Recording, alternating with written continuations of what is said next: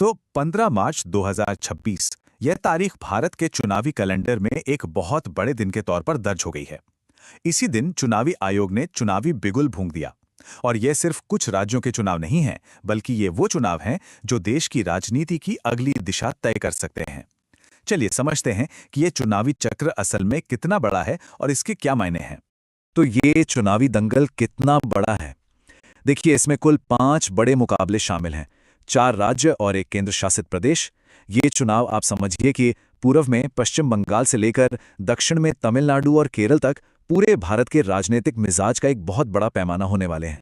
और इन पांचों क्षेत्रों में दांव पर लगी हैं कुल 824 विधानसभा सीटें। ये एक बहुत बहुत बड़ी संख्या है और ये तो तय है कि इन सीटों के जो भी नतीजे आएंगे वो देश की राष्ट्रीय राजनीति पर एक गहरा असर डालेंगे। तो अब आते हैं सबसे जरूरी सवाल पर, ये चुनाव आखिर कब और कहां हो रहे हैं।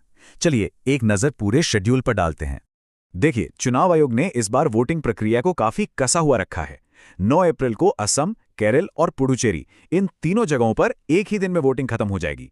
इसके बाद 23 अप्रैल को तमिलनाडु और पश्चिम बंगाल में पहले दौर का मतदान होगा। अब यहां एक बात ध्यान देने वाली है कि सिर्फ पश्चिम बंगाल ही ऐसा राज्य है जहां 2 चरणों में चुनाव होंगे और दूसरा चरण होगा 29 अप्रैल को। और फिर वो दिन जिसका सबको इंतजार रहेगा, 4 मई, जब इन सभी 824 सीटों के नतीजे एक साथ घोषित किए जाएंगे। अच्छा, तारीखें तो हो गईं, लेकिन इन चुनावी मैदानों में आमने सामने कौन है? चले अब जरा मुख्य राजनीतिक खिलाड़ियों पर भी एक नजर डाल लेते हैं। ये टेबल हमें इन पांचों चुनावी लड़ाइयों की एक बहुत ही साफ तस्वीर देती है। देखिए, पश्चिम बंगाल में सत्ताधारी तृणमूल कांग्रेस यानी टीएमसी का सीधा मुकाबला भारतीय जनता पार्टी यानी बीजेपी से है।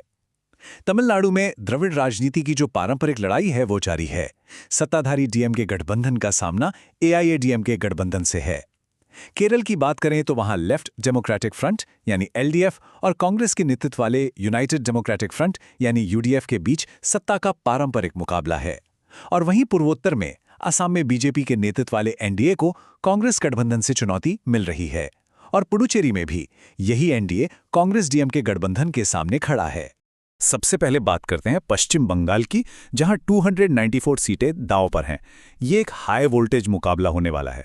एक तरफ है मुख्यमंत्री ममता बनर्जी की तृणमूल कांग्रेस, जो अपनी सत्ता बचाने के लिए लड़ रही है, तो दूसरी तरफ है भारतीय जनता पार्टी, जो पूर्वी भारत में अपनी पकड़ और मजबूत करने में जी जान से जुटी है।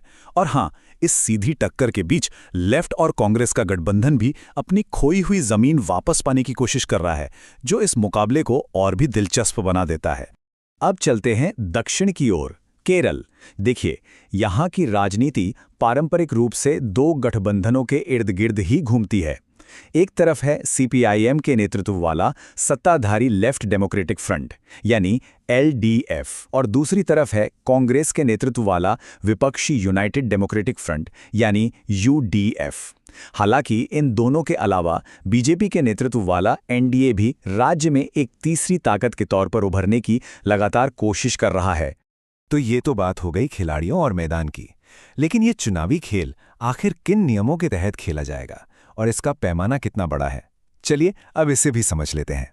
इन चुनावों का पैमाना कितना विशाल है, इसका अंदाजा सिर्फ इस एक संख्या से लग जाता है। इन पांचों क्षेत्रों में कुल मिलाकर लगभग 17.4 करोड़ मतदाता वोट डालेंगे। सोचिए, यह संख्या ही अपने आप में भारतीय लोकतंत्र की विशालता को दिखाती है। जैसे ही चुनाव की तारीखों का ऐलान होता है, एक बहुत ही महत्वपूर्ण चीज लागू हो जाती है, आदर्श आचार संहिता। तो ये है क्या चीज? असल में ये चुनाव आयोग के बनाए हुए कुछ नियम हैं जो राजनीतिक दलों और उम्मीदवारों के बर्ताव को कंट्रोल करते हैं, और ये घोषणा के तुरंत बाद से ही इन सभी राज्यों में लागू हो चुकी है। इस बार चुनाव आयोग पारदर्शिता पर जबरदस्त जोर दे रहा है। मुख्य चुनाव आयुक्त ज्ञानेश कुमार ने साफ कर दिया है कि हर एक पोलिंग स्टेशन पर, जी हां, हर एक पोलिंग स्टेशन पर 100% वेबकास्टिंग होगी। इसका मतलब पूरी प्रक्रिया पर लाइव नजर रखी जा सकेगी। ये चुनावी प्रक्रिया में लोगों का भरोसा बढ़ाने की दिशा में वाकई एक बहुत बड़ा कदम है। और बात सिर्फ इन 5 राज्यों तक ही सीमित नहीं है। इनके साथ साथ 6 दूसरे राज्यों की 8 विधानसभा सीटों पर उपचुनाव भी होंगे, यानी देश के एक बहुत बड़े हिस्से में चुनावी माहौल बना रहेगा। तो अब तक की सारी जानकारी को समेटते हुए चलिए एक नजर डालते हैं कुछ सबसे जरूरी बातों पर। तो मुख्य बातें क्या हैं? याद रखिए, 824 सीटें, 5 चुनावी रण क्षेत्र और 4 मई को नतीजों का दिन। पूरा का पूरा फोकस पारदर्शिता पर है, 100% वेबकास्टिंग के साथ। और हाँ, आदर्श आचार संहिता अब लागू हो चुकी है। ये हैं इन चुनावों के सबसे बड़े और जरूरी पॉइंट्स। और आखिर में एक बड़ा सवाल, ये चुनाव सिर्फ राज्यों की सरकारें नहीं बनाएंगे, इनके नतीजे बहुत दूर तक जाएंगे। क्या बंगाल में बीजेपी की बढ़त पूर्वी भारत में एक नए समीकरण को जन्म देगी? क्या दक्षिण में क्षेत्रीय दल अपनी पकड़ और मजबूत कर लेंगे? इन 824 सीटों के नतीजे यकीनन 2026 के बाद भारत की राष्ट्रीय राजनीति की दिशा तय करने में एक बहुत ही अहम भूमिका निभाएंगे।